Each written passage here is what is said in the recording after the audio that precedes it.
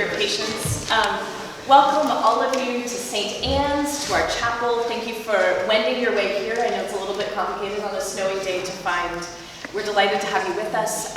St. Anne's is part of the Episcopal Church, part of the worldwide Anglican Church, and part also of the Episcopal churches in Lowell, which is the English-speaking congregation here. We have a Spanish-speaking congregation, and also a congregation at St. John's over on Gorham Street.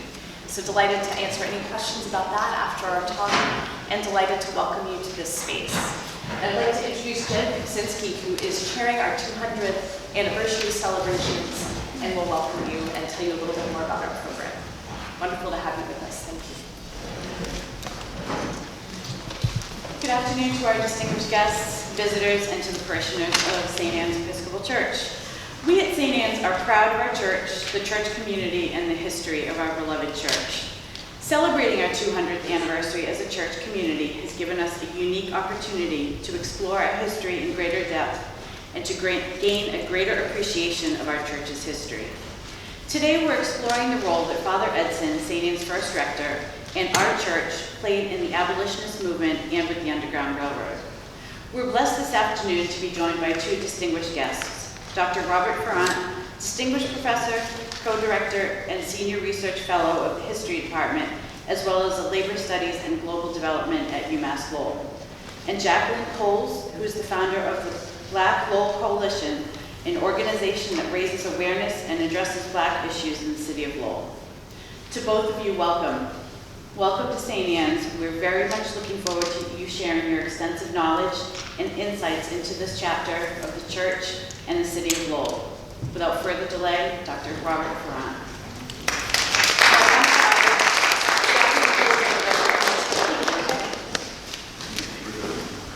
So, good afternoon, everyone.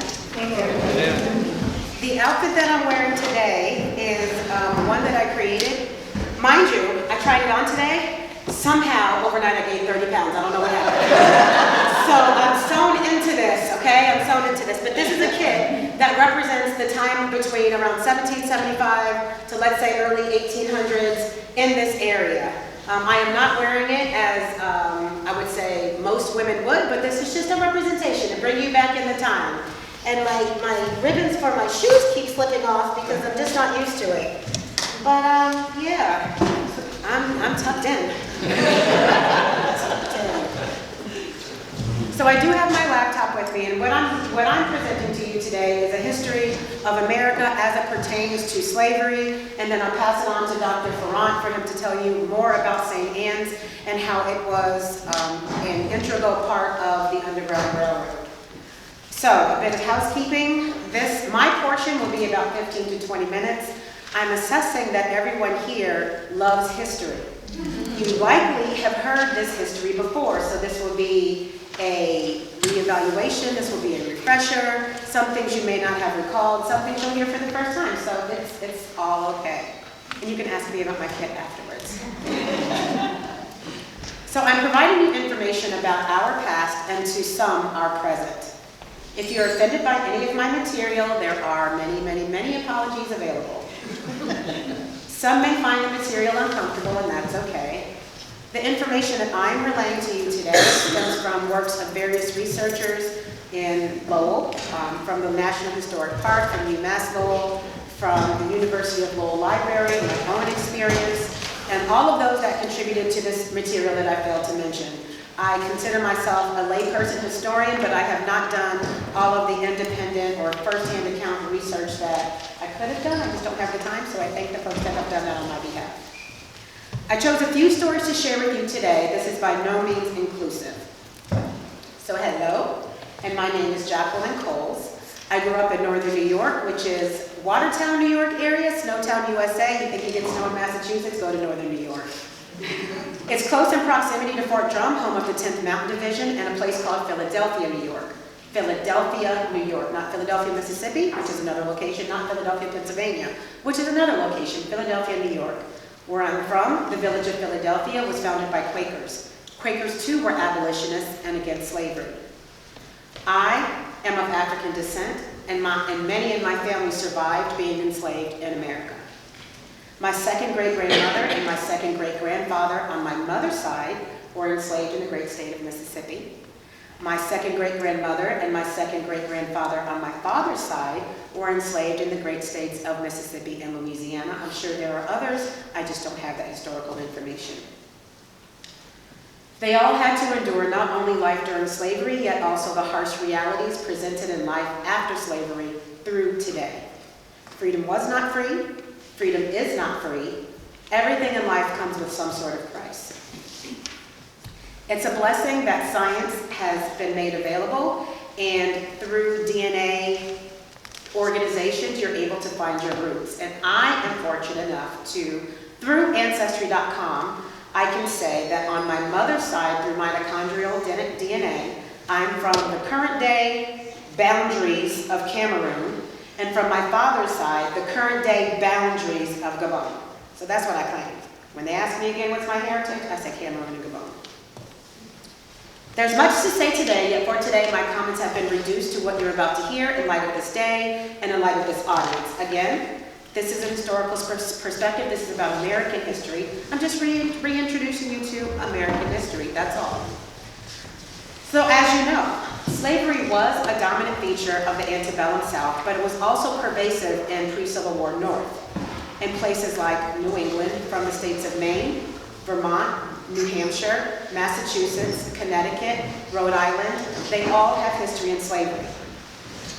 In the early colonial period, Europeans invaded these lands and enslaved the native peoples who lived there. As New England colonists drove natives out, they replaced the enslaved natives with people from Africa, and they invested heavily in the slave trade to power the economy.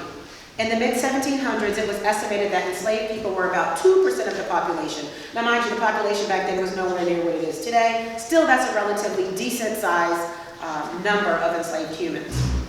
The unique aspect of Massachusetts was that the enslaved were both property and persons before the law. So they held the ability to file suit in court.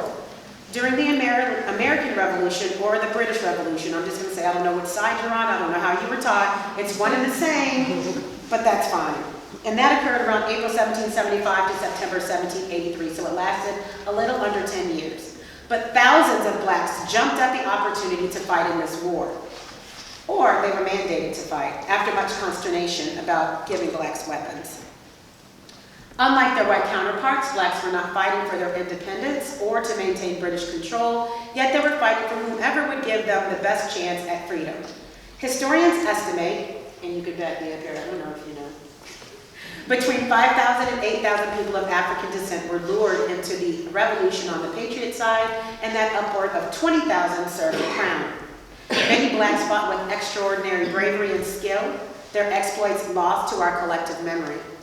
Freedom was eventually honored by England to blacks after the war ended, and they annotated these names in the book of fighters called the Book of Negroes. Many of you have maybe seen the movie, or maybe you've seen the actual book, maybe you've seen replicas of the book. But these humans were transported to a Canadian province in Nova Scotia, which is pretty notable today for that. Massachusetts never did actually outright slavery. They didn't outright abolish slavery. After the British or American Civil War ended, Massachusetts in particular did away with enforcing slavery by about the 1783 timeframe. As was many people in this country and in this nation, Massachusetts was contending with their conscience, contending that slavery was a violation of Christian principles and also a violation of the new Constitution of the Commonwealth. And I encourage you, if you don't have a version of the Constitution, that you do seek the current version of our Constitution and read it. Compare that to the federal Constitution, because the federal Constitution came from where? Massachusetts Constitution. The Massachusetts Constitution. During the 1780s, in 3 related cases, today known as the Quock Walker case, the Supreme Judicial Court applied the principle of judicial review, and they held that slavery was incompatible with the newly adopted state constitution. Again, it did not have the immediate effect of freeing enslaved in Massachusetts. However, those who did own slaves at that time were no longer legally protected, and their surety was gone, and so it was a less profitable activity to maintain people enslaved. As a result of this, Massachusetts is the only state to have 0 slaves documented on the 1790 federal census. I think that's great, a little bit misleading, but that's still great. Decades went on, and this was a time of serious mixed sentiment in and about how to treat and what to do with blacks, especially in the light of the sentiment of the institution of slavery across the country. A large threat to former slaves and freemen in Massachusetts was that posed by slave catchers, whose profession was to look for runaway slaves who had successfully fled the South and sheltered in the North. One place they fled and led themselves to was Lowell. Now, I'm not sure if you know this, but I believe that Lowell was settled in around 1626, incorporated in 1826. That's why next year we're having our 200th anniversary. And then in 1836 is when we became a city. I know you all love numbers, so I'll throw those out there. Under American law at the time, slave catchers were able to confine and return these captured blacks into slavery in any jurisdiction that had not yet ended slavery.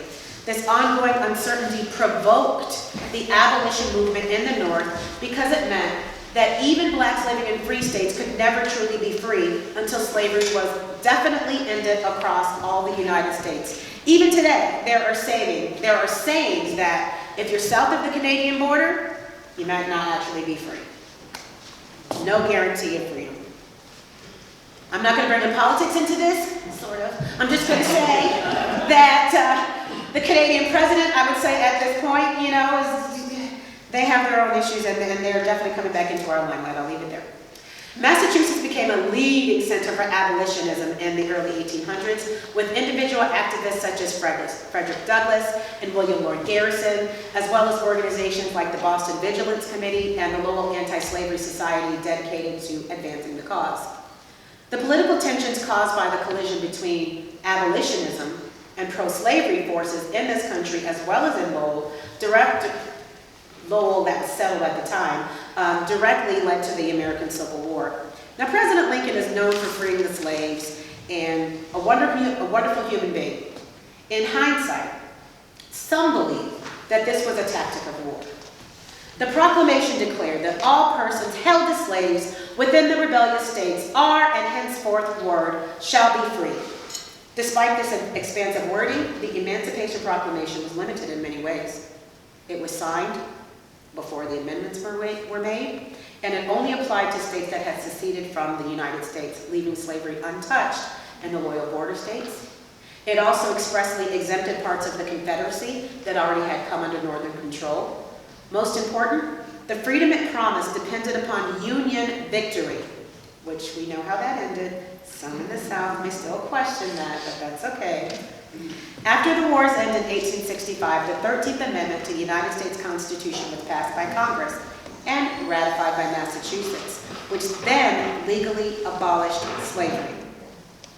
After the end of legal slavery, however, racial segregation continued in Massachusetts as a de jure or by right legal requirement in various contexts until around the 1900s.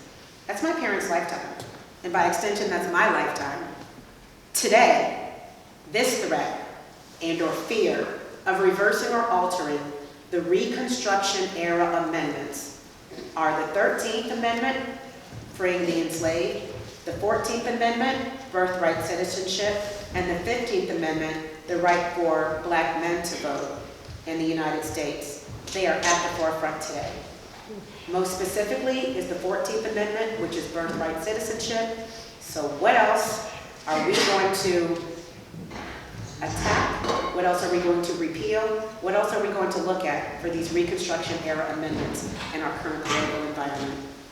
What does all this have to do with Lowell? I mentioned Lowell a couple of times. Let's talk a little bit more about Lowell. In the 1840s and 1890s, Lowell seemed like an unlikely community for freedom seekers, assistance, and safe places on the Underground Railroad.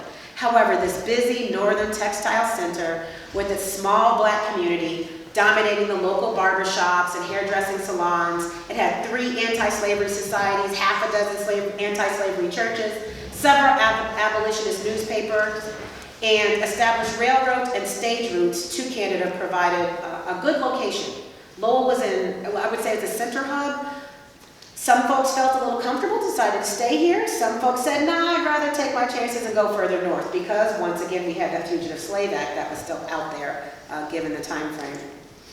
Most Lowell factories relied on enslaved labor for raw materials and kept purchasing their raw materials at a very low cost.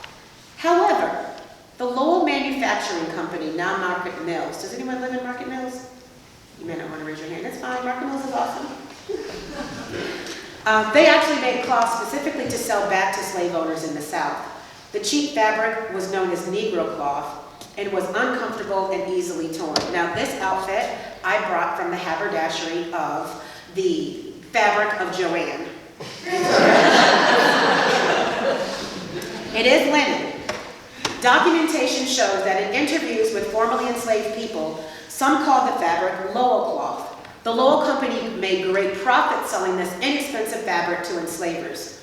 For plantation owners, purchasing this material further strengthened relationships with northern businessmen. To keep the cost of cotton low, many investors in Lowell also contributed to pro-slavery causes and fought against abolitionism in the city. At the center of this economic web were the enslaved people who wore the Lowell cloth to pick cotton for the textile industry. To some, it may be surprising that one of the superintendents of the Lowell Manufacturing Company was an anti-slavery activist, a devout Quaker, Royal Southwick, who joined the company in 1829.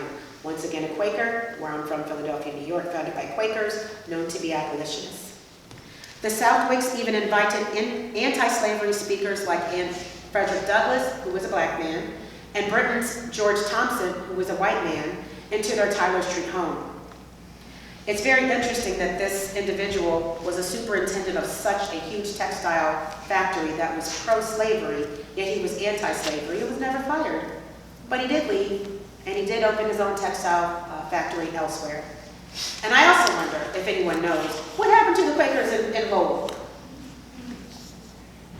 Did we just decide to not call ourselves Quakers anymore? Did something happen? I'll leave that as rhetorical. Being enslaved meant living a life of extreme hardship, deprivation, and constant fear, marked by forced labor, brutal punishments, family separation, and the complete denial of basic human rights, with the daily threat of violence hanging over one's head, all while being considered property rather than a person. The experience varied depending on the specific owner and region, but the core elements of being stripped of autonomy and subjected to inhumane treatment remained constant across the slave narrative. There's a stereotype out there that you had a contented slave. There was no slave that was actually contented. It was contradicted 1,000 times over by many fugitive slaves who sought refuge from bondage and shared their stories here in Lowell, shared their stories across the country, and shared their stories in Canada. Enslavement in the North was also harsh and dehumanizing, similar to the experience in the South. Enslaved people faced beatings, torture, and discrimination. They were punished by whipping, shackling, hanging, beating, burning, mutilation, rape, both men and women, and imprisonment. We worked a variety of jobs, including household service, agriculture, shipwrighting, carpentry. Any job that could have been done was done. Harriet Jacobs wrote in her book. Harriet Jacobs she was a formerly enslaved woman. She was free. She had the opportunity to learn how to read and write, but her life story was translated to an author who then wrote her book. Many thought that it was just too far-fetched. There's no way you live this crazy life. But in her book, Incidents in the Life of a Slave Girl, she said, "I would 10,000 times rather that my children should be half-starved paupers of Ireland than to be the most pampered among the slaves of America. I would rather drudge out my life on a cotton plantation till the grave opened to give me rest than to live with an unprincipled master and a jealous mistress. The felon's home in a penitentiary is preferable. He may repent and turn from the error of his ways and so find peace. But it is not so with the favorite slave. She is not allowed to have any pride of character. It is deemed a crime in her to wish to be virtuous." Running away was a terrifying and desperate act, often done under the cloak of darkness, filled with gnawing fear of capture and brutal punishment, where one had to navigate unfamiliar territory, relying on the North Star as a guide. I will tell you, I have tried to find the North Star. Apparently, and I'm lucky, I'm glad I am not running away from anything. I need to find it just in case. I don't know where we're going to end up. I would recommend you all find it. There was immense risk involved. It was a journey of sheer will and resilience, with every single step fraught with danger, but also fueled by the burning desire for a life beyond chains. Many runaways relied on the clandestine network known as the Underground Railroad. I don't know if this is taught in schools anymore. I have no idea. I'm so far removed from school. I know I look young, thank you. I have no idea what's taught in schools anymore. I don't know if they thought it was a subway system or what. But this is a system where abolitionists provided safe houses, they provided food, they provided guidance along the routes to freedom, they used coded language and secret routes. Even today, I am astonished by the amount of trust and care that one had to put in humans that you were completely unaware of. You didn't know what their mental capacity was. You didn't know who or what was the influence on them where they may turn you in. There are many cultures who deal with this. I'm speaking of this specific culture and this specific situation and topic. So the Underground Railroad was vast from Mexico all the way to Canada and beyond. Humans died, humans triumphed, some humans stayed underground, and there's books about humans who stayed underground and lived lives for years. Every runaway slave story is unique, influenced by their specific circumstances, including the severity of their enslavement, their access to information about the North, and their personal motivations. Some people ask, why would more enslaved people not run away to the North? Well, when people would come to the North, they would go back and tell lies.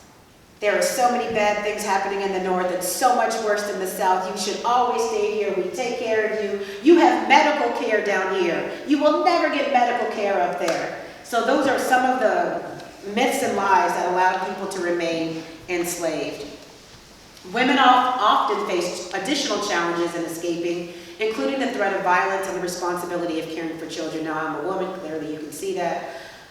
We have always borne the burden of life, period.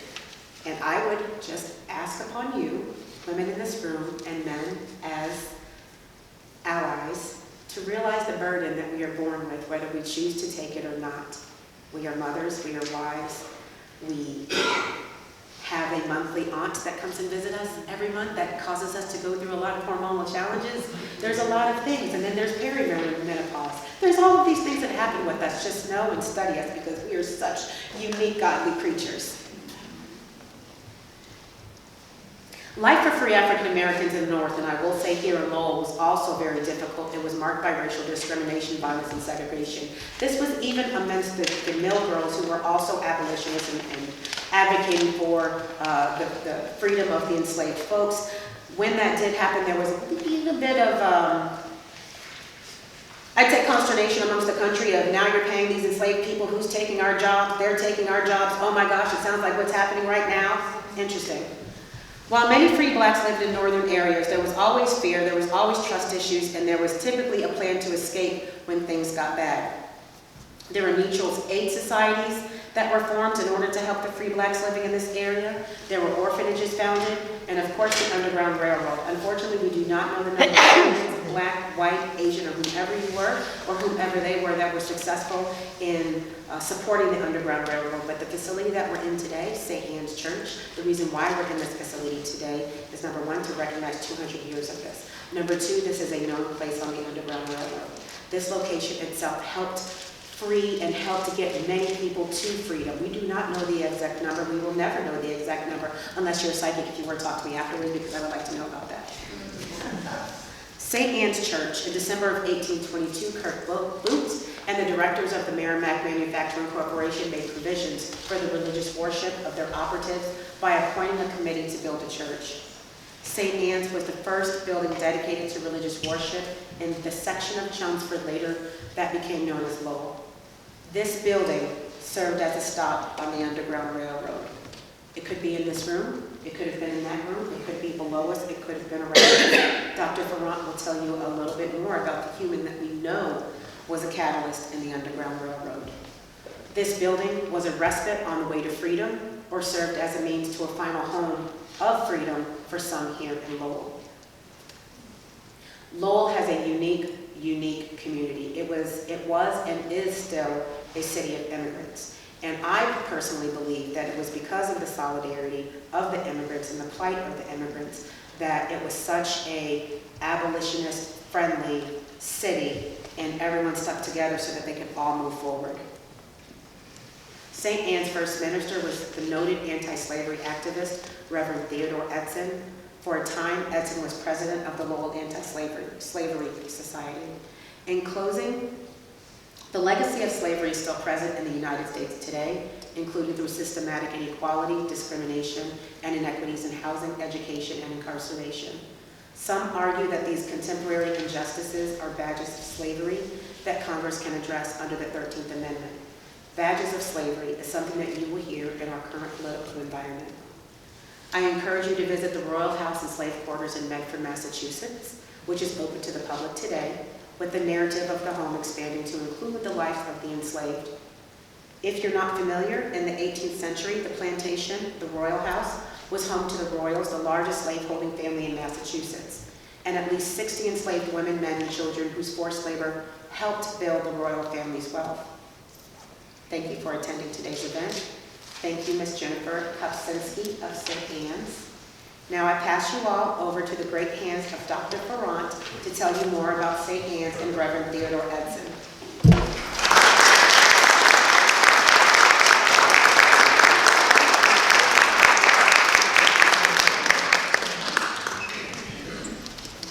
All right, that's hard to follow. It's really good. So I thought about this for a while, like what I would do. And I'm actually gratified to see so many people here. This is really pretty extraordinary if you think about it on a Sunday afternoon in the winter.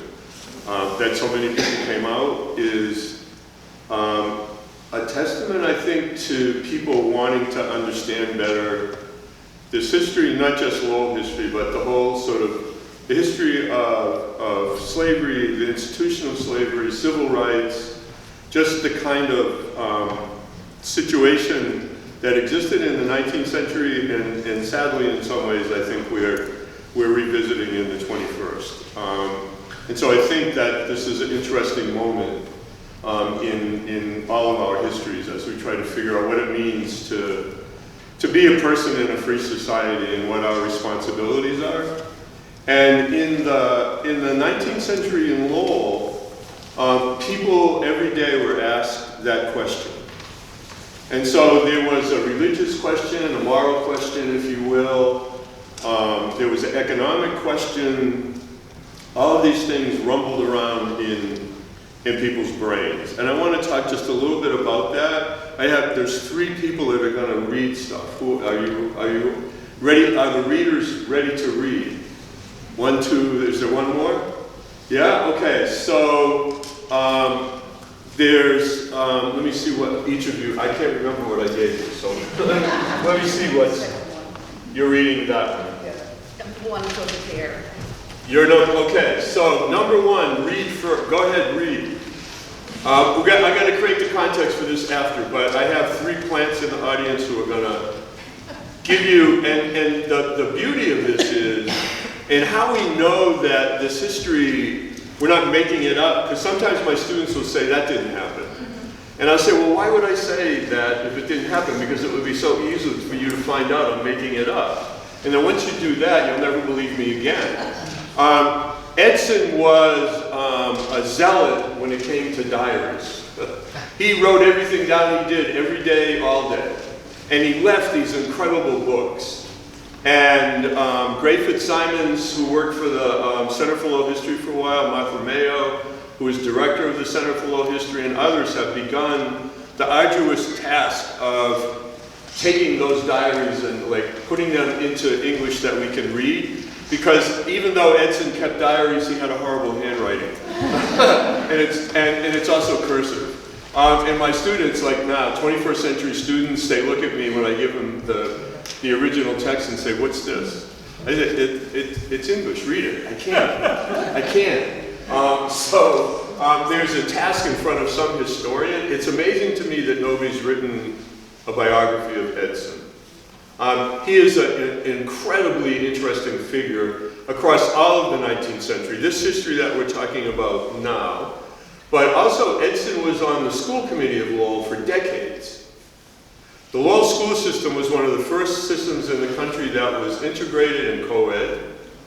Lowell High School was one of the first integrated high schools, maybe the first. I'm reluctant to always claim first, because somebody will say, no, we were, but at least we know for sure. This church was integrated, we know that as well from newspaper accounts at the time. And Edson was an advocate for workers getting an education. Edson was as well a profound advocate for ending the institution of slavery. In America, I'll just give quick context and then we'll have people read. In the run-up to the Civil War, there were a variety of positions one took with respect to the institution of slavery. William Lloyd Garrison, who was one of the most probably radical figures in the abolitionist movement, he and Frederick Douglass. Garrison was the editor of a newspaper called The Liberator. Garrison had a price on his head, as did Douglass. If they were caught in the South, they would have been executed on sight.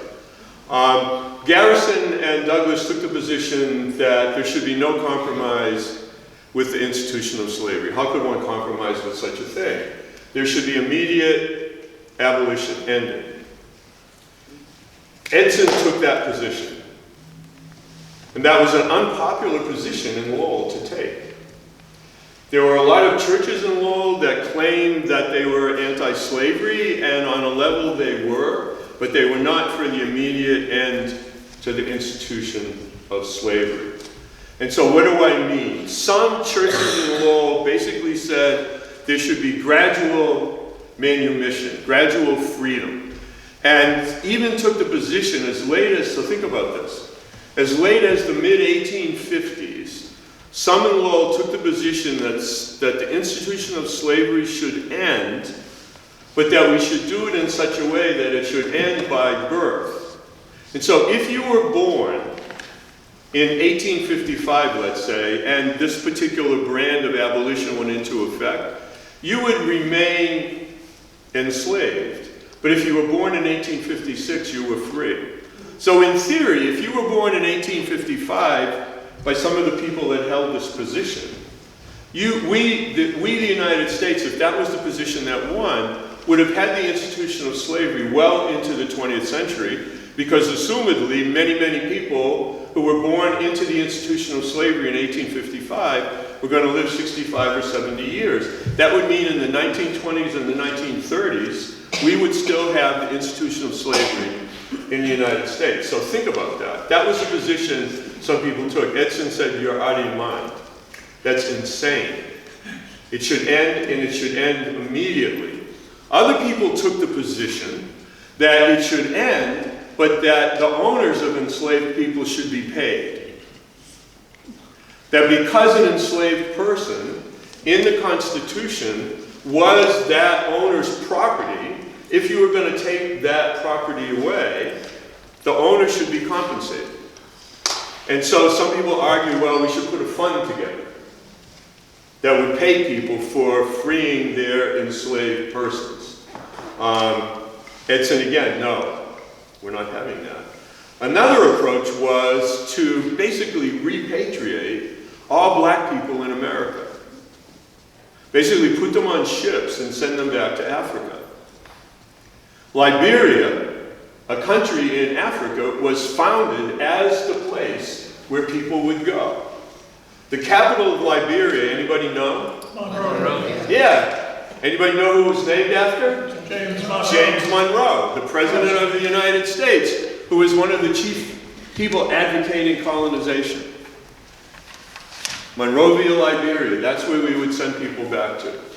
And some people actually were repatriated. Other people who were here wanted to go back. on their own volition because they saw what their conditions were here. But again, Edson was staunch in the position that this should end. There should be no equivocation as far as he was concerned, and he definitely aligned himself directly with William Lloyd Garrison, Frederick Douglass, and people that were for the immediate end to the institution of slavery. Again, I think to his credit. I like to think that if I was alive then, that would have been the position I took. Who the heck knows, right? It's easy for me now in retrospect. Nonetheless, Edson's clear, and we have that in his own words. So, reader number one, after that long digression, fire away, sir. Good afternoon. My name is Jeff Lambert. Been at St. Anne's since I was born. And, this is a great honor. Louder. Okay. This is about Minister Edson and anti-slavery.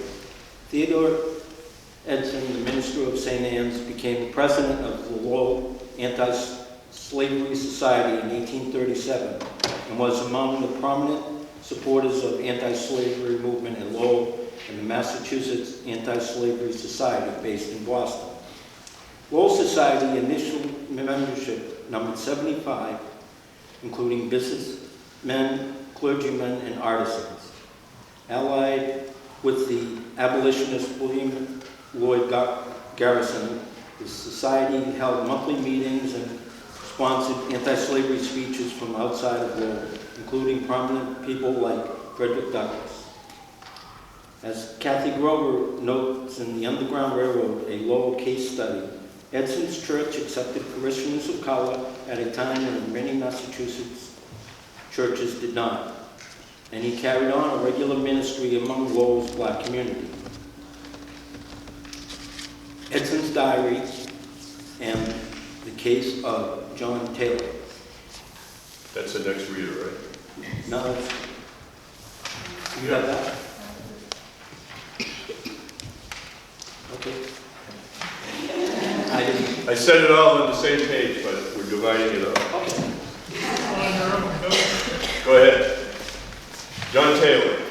This is how we know, this is exactly how we know the role of the church, because what you will hear now is directly from Edson's diary, when somebody who escapes the South ends up finding their way to Lowell. And this passage is going to describe that journey that this person took. Jeff introduced himself, so I'll introduce myself. I'm Prudence Brighton, and I'm a parishioner here. In March 1839, freedom seeker John Taylor arrived in Lowell at Reverend Theodore Edson's home. Taylor described his life to Reverend Edson, who recorded some of it in his diary. Sold and sent to New Orleans, Taylor told Edson that while there, he escaped among the free black crew members of a Mississippi steamboat to Cincinnati. In Ohio, he was apprehended but rescued and sent north to Pittsburgh and then to Philadelphia. Philadelphia abolitionists sent Taylor to a small town near Utica, New York. From there, he was sent to James Birney, a Kentucky native and abolitionist living in New York City. On March 19, 1836, Reverend Theodore Edson recorded the story John Taylor told about his life and journey in his diary, revealing how many people assisted freedom seekers such as Taylor along the way. Taylor, owned by a man by the name of Schultz, became a wedding present for Schultz's daughter. Her husband, a lawyer, punished Taylor for some offense, intended to whip him. Taylor resisted, and as described in Edson's diary, Taylor was sold to a slave dealer and carried with 50 others to New Orleans, where he was exposed to public sale and purchased for $800 as a house servant, cook, and coachman. But the man, having in mind to swap him away for another slave, took the opportunity to go on board a steamboat where the hands were free colored persons, and went up the river to Cincinnati, thence to Marietta, Ohio. But the advertisements went before him. In Ohio, he was apprehended and condemned as a slave, put in irons, sent off in a wagon, ironed in care of 4 men. In the woods they had to pass, about 30 men came upon them, rescued Taylor, and sent him on from town to town, toward the north to Pittsburgh, thence to Philadelphia, where he was sent to Gerrit Smith and to Bernie, who knew the old master well. Through New York, he came to Boston, where he was very sick of pleurisy from exposure to travel and lying out in the woods day and night in northern climates.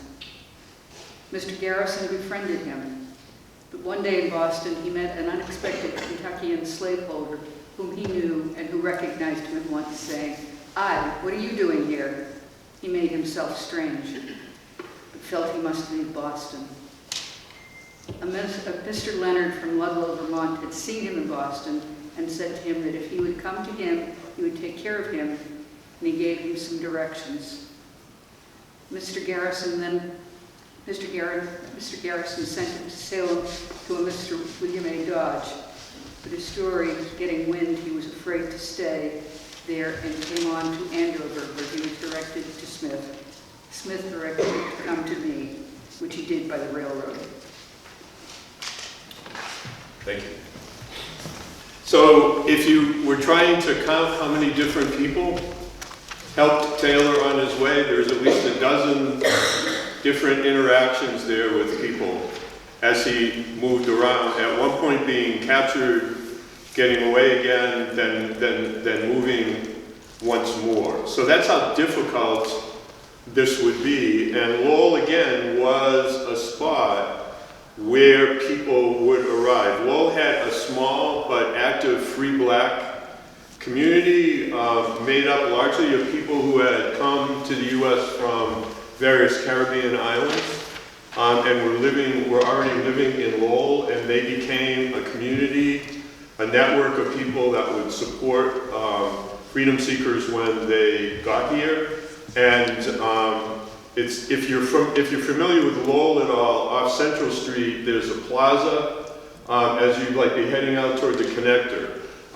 That plaza was at one point the historic black neighborhood, which is where a lot of people would have stayed. That's where Frederick Douglass would have stayed when he was in Lowell. William Lloyd Garrison would have stayed there as well when he was in Lowell. That neighborhood was torn down through urban renewal in the 1960s, and I don't think anybody really paid much attention whatsoever at the time to the historic sort of implication. There's no signage. There really isn't anything that would be indicative that neighborhood existed. But scattered around Lowell would have been numerous barbershops that were owned. One of the occupations that many fugitives as well as free blacks engaged in was barbering, was hair care. Also another trade people were involved in is carpentry.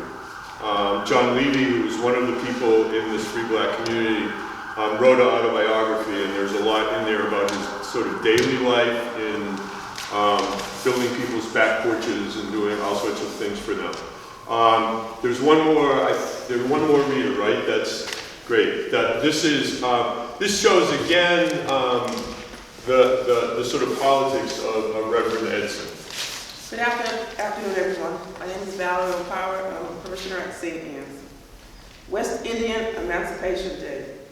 On West Indian Emancipation Day, August 1st, 1838, Edson wrote that the British government had not only set an example of vast importance and of great weight, but has demonstrated the practicability of emancipation and the superior feasibility as well as desirableness of immediate over gradual abolition.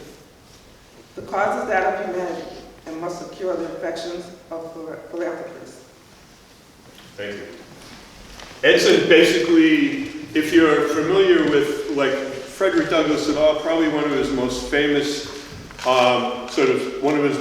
speeches is "What to the slave is the 4th of July." And actually was read in the church, at least on one occasion, three times, thank you, on the 4th of July or around 4th of July weekend. But we should do it again this year. Reverend Edson sort of looked instead at, and agreed with Douglas, and looked at the British and said, okay, well, they ended slavery. There was, in the islands that they had colonized, they ended slavery in the 1830s. We were one of the last countries, other than Brazil, to end the institution of slavery. And we ended it, obviously, with the Civil War. We were the only country that ended it in that kind of a conflict. So I want to tell one more quick story, and then have us have enough time for like questions and conversation. Well, two stories. So like, bad to get a historian going. So the area, the church is in this really strategic, important area of Lowell, because directly across the street when you leave, if you look right across the street, the building where the headquarters of Enterprise Bank is, that was at one point Lowell City Hall. And in the upper floors of that building, that would be where Douglas, several fugitives who came to Lowell would have meetings that would be convened where they would tell their stories. There were newspaper accounts of these meetings across the way. There were several wintertime holiday bazaars, they were called, which were like what we would think of today as like a giant tag sale and bake sale. And everybody that was involved in the anti-slavery movement would bake and do all kind of stuff and bring it over there, and things would be sold, and all that money would go to support the Lowell Anti-Slavery Society, the Massachusetts Anti-Slavery Society, and support the work of the Underground Railroad. And so Edson was intimately involved because it was directly across the way. Diagonally on the corner when you go out, there's a Hafner's gas station, if you know Dutton Street. Right next to it, there's a big old building that at that time was called Mechanics Hall, Middlesex Mechanics Association Hall. It was a worker-owned, worker-run building that served as an educational sort of building for skilled machinists who lived and worked in Lowell and worked in the Lowell machine shop, basically making the textile machinery that was used in the mills in the city. These were some of the most skilled, best paid workers in the city. And on the first floor, so the library and the meeting hall and everything was on the upper floors. On the first floor, street level, were several stores. All of those stores were owned and operated by fugitives who came to Lowell. The Mechanics Society knew who they were and basically offered those spaces for people. And everybody in the city that sort of used those spaces for transactions, either buying food or newspapers or whatever it would be, would go into that building. That building is now on the Underground Railroad Network to Freedom, which is a federal maintained site that sort of has a documentation of all the buildings. We wrote one for the church that we need to submit because this church should be on that Underground Railroad Network to Freedom as well. So that's there.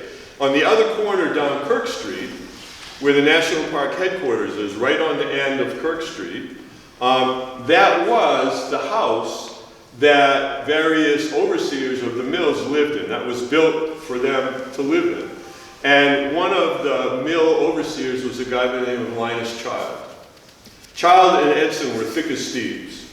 They were running the city, each in their own particular way. And in Child's writings and in Edson's diaries, they talked about getting together all the time. In one really famous episode, Child and Edson teamed together to try to get free a former minister from Salem by the name of Edwin Torrey. And Torrey is arrested in Maryland for being a conductor, I'll put that in quotes, of the Underground Railroad. He's responsible by estimates of getting maybe a couple hundred to 300 people free. He's caught, he's arrested, he's thrown in jail. And Edson and Child form a defense committee for Torrey, Charles Turner Torrey, to try to get him out of jail. And they visit him in Maryland in jail, they raise money, they try to get him free. Ultimately, Torrey gets sick in prison and dies of, they think, bronchitis or pneumonia or something. But again, this sort of drama in all its various forms. The last sort of thing I'll say, and then throw it open, is in 1850, the federal government, Congress passes something called the Fugitive Slave Law. And it's to go into effect in 1851. The Fugitive Slave Law says that it's a federal crime if anyone knowingly harbors freedom seekers. Now I'm using the term intentionally, freedom seekers, not slaves. As far as I'm concerned, they're people who are enslaved. They're not slaves, right? So historians with the time sort of like vocabulary matters, and so I don't like to refer to people who have been ensconced in the system somehow as though they're less than, they're slaves. They're enslaved people. So that's why people would say freedom seekers or formerly enslaved people or something like that. That's like, again, maybe that's too politically correct. I don't think it is. I think it makes sense in terms of the language. But anyway, Fugitive Slave Law passes. Various enslaved people who've escaped, settled in Lowell, immediately leave Lowell for Canada. There's a funny little article, funny, not so funny, in one of the Lowell newspapers where somebody's bemoaning the fact that all these people have left. And in the article it says, how are we going to get our hair done? Because so many of these folks are basically engaged in hair care. And so there's a huge meeting right across the street in Old City Hall. The people in Lowell who are in favor of the institution of slavery existing where it exists try to get the Lowell City Council to not allow that meeting to take place in City Hall. And the city councilors at the time, to their credit, vote, no, you can't stop them from having that meeting. They have this mass meeting, and they agree, everybody in the meeting, several hundred people, they pledge that if the folks who have left Lowell come back, to a person, they will defend the freedom of those people if they return, and no slave catcher will take anybody from the streets of Lowell. And they send telegrams to Canada where they know people are at. Nathaniel Booth, we know, is one of the people who features prominently in Lowell during this period. And Booth and many others do come back. Slave catchers show up. Nobody's ever taken. Unlike a lot of other big cities in New England and in like New York State and other places where people are snatched off the streets, nobody is taken. People are defended.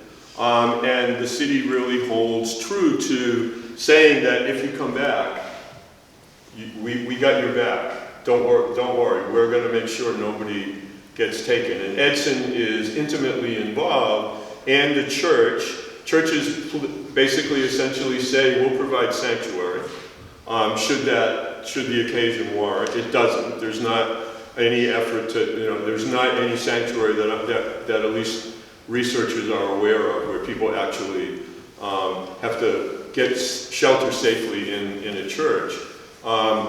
But nobody's taken from the streets of the city, which is really an important sort of aspect of this history. And again, in the context especially of the fact that the mills of the city rely on cotton, which is produced by the labor of enslaved people. And so this is a history that needs to be more well-known, more shared. I greatly appreciate the invite and the church wanting to have this conversation as part of their anniversary. I wish more people knew of Theodore Edson. We should have a Theodore Edson medal or something that's given to like a top high school graduate, so then somebody will have to get up and say something about Edson, so we'll know more about Edson. We should have that at UMass Lowell. There is a Southwick Hall on the campus of UMass Lowell, and that's connected to Royal Southwick and the Southwick family, so that's a good thing. Although they're probably going to change the name of that building if somebody gives the university more money for naming rights for a building. Old Royal Southwick will come down off the wall. There's a thing that talks about him being a Quaker and all this stuff on the side of the building. The university is kind of mortgaging its history to the highest bidder at this. I get it, but I kid them. They provided me with a good job for a long time. But anyway, let's stop there and ask us questions, comment, things that you might want to know more about. You come up here too. Yeah, you're going to come up here too, Jacquelynn, okay? You got to be both of us. Ideas, thoughts, comments, anything? Oh, good. There's hands. It's good. When I do that in class and everybody looks at me like I'm a buffoon, it's like, oh, God, no. Yes? You mentioned cotton and the role of slaves in harvesting the cotton, and how Lowell was a cotton, unlike Lawrence, which was wool. But how did the role of slaves and the cotton plantations play in this whole story? You can't understand the question. Her question, I believe that your question was, how does the industry of cotton or wool or whatever the product was from the South tied to industry in the North? Yeah. If you're getting free product from the South, you can buy it very, very, very cheap, and you can continue doing what you're doing and sell it across the world and make a lot of money. The folks who were working up here were not making a lot of money, but they still had a job. Those overseers, those whomever else were making a lot of money and getting very rich, while those who were down south, owning whoever they were owning, indenturing whomever they were indenturing, they were also getting rich at the cost of those who were not getting paid anything. And that was happening in many different industrial areas, not just cotton and wool. Yeah, and the Massachusetts economy in general is highly profitable off the institution of slavery and the plantation economy. There are factories all over Massachusetts that are making farm equipment, implements for like the cotton gin and things like that are sold in the South. Lynn is one of the centers in the country for making boots and shoes, and one of its major product is a really rough work boot that then is sold to southern plantation owners for enslaved people that are working for them on their plantations. And so there's been a lot of research done that sort of shows that connection. It's also the case that it's a much longer story that we can't get that far into now, but a lot of the money that is used to build the textile mills, the cotton mills in Lowell and then the woolen mills in Lawrence and elsewhere in New England, Fall River, New Bedford, all those places, a lot of the money that basically got poured into those buildings and the machinery and whatnot came from money that was made on the slave trade.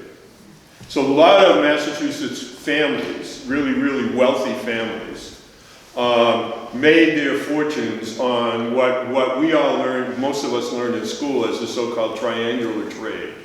And it leaves out that one of the triangles was people. It makes it seem somewhat innocuous. Well, it's the triangular trade. Yeah, well, one leg was people.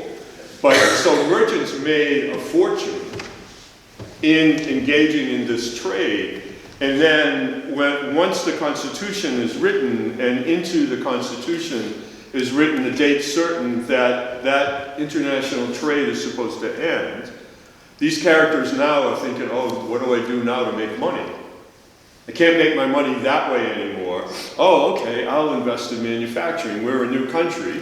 We don't have any industry to speak of. I'm going to get in on the ground floor and essentially build the industries that are going to fuel the economic growth of this new United States. And that's what they do. And so that's how Lowell comes about. So you can also pretty clearly sort of trace the lineage and say that Lowell relies on that cotton, but Lowell also was built on the, again, for me, the ill-gotten gains of the triangular trade in the first place. And so this all is enmeshed. And so and I don't want to like overplay like the depths of anti-slavery in Lowell. It's not probably, if you like did a person on the street survey, it's not the majority. The majority of people in Lowell are basically not taking an opinion one way or the other. They're kind of like we are now. There's some people that are going to be staunchly in favor of defending it, and there are going to be some people who are staunchly in favor of of its stopping.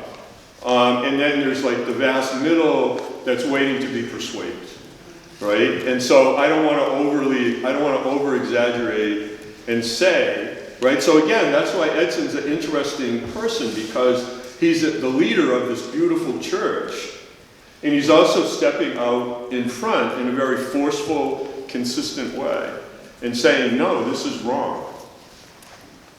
And what's ironic is that he's hired by a gentleman by the name of Kirk Boot, who the boot mill is named after, and Boot is one of the staunchest for the defense of the institution of slavery. And I got to think that when he went to bed at night, one of the things he always would regret when he put his head on his pillow was hiring Edson. Like, why did I get that guy here? I'd also just like to add to, Dr. Forrant mentioned something earlier, and I'd like to tag on. So just because the institution of slavery itself is no longer prevalent, that's what you mentioned, that some of the slave owners were looking to be compensated. Now, I'm not going to speak about America, let's speak about other countries and how that has proliferated today, and how there are many countries that are still benefiting from their loss of workforce and loss of everything else. And that's why when you look, because we are a microcosm of a macrocosm, when you look at this, you'll say, why? These countries have been free for 20, 30, 40, 50 years. But the economics of it is there's still a tax, there's still a toll that's being paid to these countries for their loss of revenue. So when you look into that and you look at how the world is curing itself, these institutions are still prevalent in other forms. Next question. There is something in the Old People's Register about the corporation which Boot headed when they were distressed because their return went below 8% on their investment. That was subsequently somewhere in the 1840s, I believe. But there are papers collected by the Old Folks Society which talks about this. It was Yeah, by and large, they made money. They weren't poor. very profitable. Half of the buildings at Harvard are named after the people that founded Lowell. Yeah. Sir.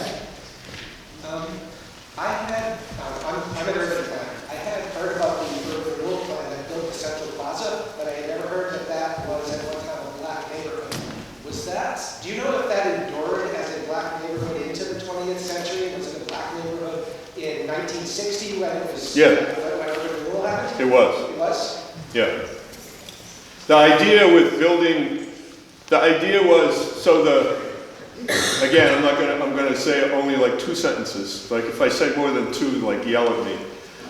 The building of the Lowell Connector caused the urban renewal of 2 of the most multiracial neighborhoods in the city of Lowell. Hale Howard, over where the train station is now, and the neighborhood where the Central Plaza is. They basically were designed to go right through the middle of both of those neighborhoods. So that's one sentence. Second sentence, second sentence, the Central Plaza was also, like that whole stretch right there was also becoming a largely recent immigrant Portuguese neighborhood. And so the idea was to disrupt that neighborhood as well. So cutting across through there was going to disrupt that Portuguese neighborhood. End of second sentence.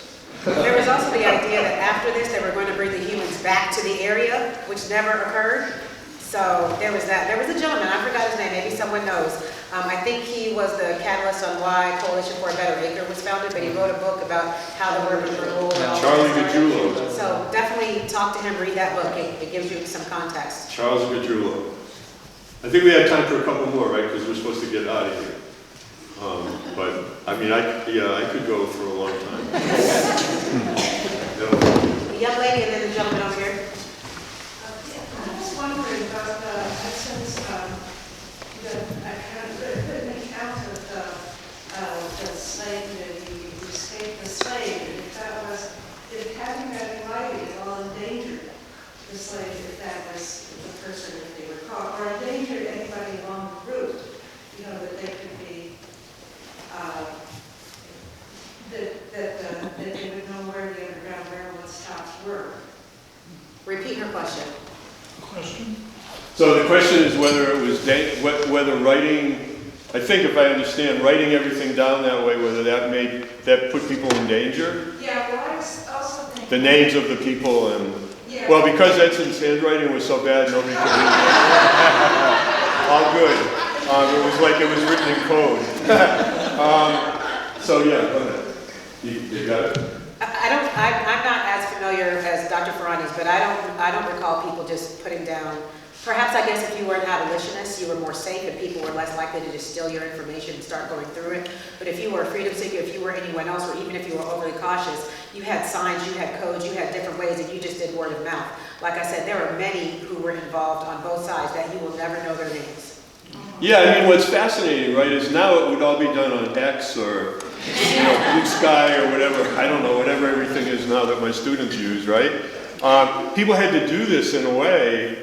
There wasn't, right? I mean, eventually there's telegraph, but telegraph's not necessarily something that people are going to use. So this is really, I know a guy, or I know a woman, or go over there on that corner because they'll help you, or go to Lowell because if you go to Nathaniel Booth's barbershop over on Dutton Street, he'll give you the lowdown on how to make a living in Lowell if you want to stick around, or he'll help you get wherever you want to go, or come over here to the rectory and talk to Minister Edson because he'll help you.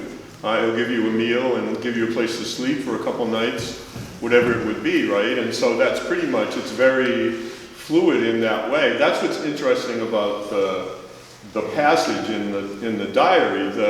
There's about 15 or so different moves that Taylor makes before he ends up here, and then he doesn't stop here. He goes further into Canada. A colleague of mine at the university by the name of Dan Broyle, who's in the history department, has written something about the Underground Railroad through New York into Canada, and about the very sort of fluid border between upstate New York and Canada, and people moving back and forth easily all the time.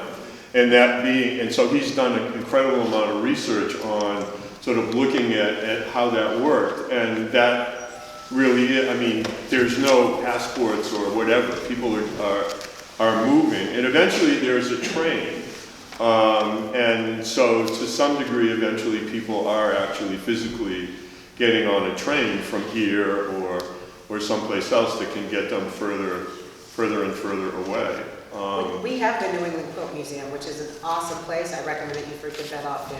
For those that do quilt, and for when we used to hang our clothes out on the lines more, quilts definitely had different patterns to them to let you know whether it was a safe house, whether it wasn't a safe house. It had maps on it, how you hung your clothes, how you hung your linen. Everything that you did was very strategic. You would place something somewhere and that would let you know this is a safe place, it's not safe to come here. All of those little things, I'm telling you now, I'm guaranteeing that people are reviving those types of tactics these days. So they're out there, they haven't died away, although they may have taken a nap or a hibernation, but we'll see them again. So. I have a question. I just want to say that after hearing all this, I feel safer than like 2 hours ago. That's great, that's awesome. Yeah. I think it's because of this facility and these humans that are here. I'm happy that you're here. Thank you. One of the things we need to remember about that time was that almost everybody who was affluent or relatively affluent kept a diary. Edson was not alone. Boot had a diary. Nobody knows where it went. It would be absolutely wonderful to find out where that SOB's diary went. I just imagine him getting down on his knees and saying, why, oh why, did I hire this guy? Please, like, what do I do? Story is, So Boot also died tragically young in a carriage accident, so. there's an apocryphal story that Mr. Boot was coming along Dutton Street and about to turn left on Merrimack in his carriage, and raised up and waved his fist in the church and fell out dead. I'll believe that. I like that. That's good. I'm not That's sure good. that's true, but That's good. Yeah, I mean, the other interesting thing is, just as a sidelight, most of the stone work that basically built this church is dug out of the canals, which is largely done by Irish immigrant laborers building an Anglican-style church, which is kind of an interesting sort of one of these really ironic twists. I mean, this building is so so valuable to the history of the city and sort of this kind of stuff that we're talking about. I should say one of the resources for all this is that the Center for World History in the National Park and the Brayford Simons, who I mentioned, Martha Mayo, Sheila Kirschbaum, other people have put together this thing called Cotton Cloth and Conflict, the Meaning of Slavery in a Northern Textile City, and it's a really good curriculum that it has been used.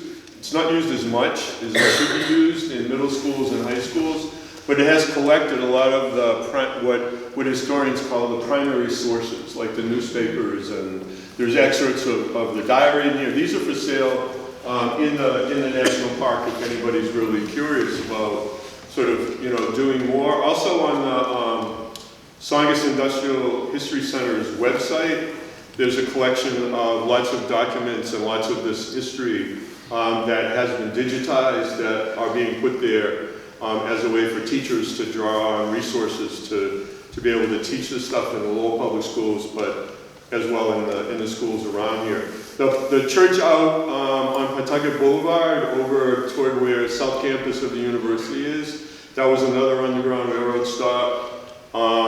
St. Paul's Methodist Church off Central was another famous church involved in all this stuff. There were many locations here that are unknown. Yeah. So it's the city has, obviously, like, I could talk about Lowell history I can see other people in here who know Lowell history as well. We could just we should do like a 24-hour Lowell history telethon to raise money for something. St. Anne's. Yeah, get it at St. Anne's and get that textile museum back. Yeah. Thank you, Doctor. Thank you, ma'am. All right, awesome. Thank you.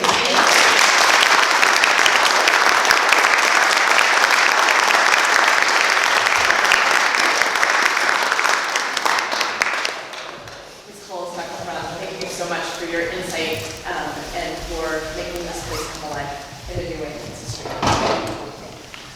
Thank you also to those who are with us. Thank you so much to Karen Carpenter, the Partner Foundation, to Representative Van Howard, who's with us. We're very, very glad to have you with us. Thank you to Jennifer for leadership.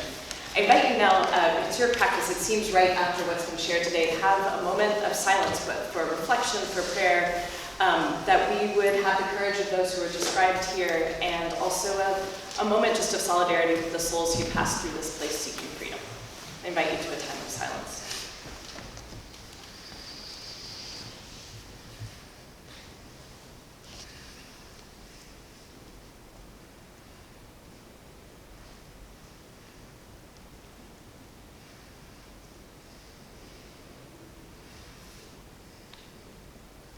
Thank you.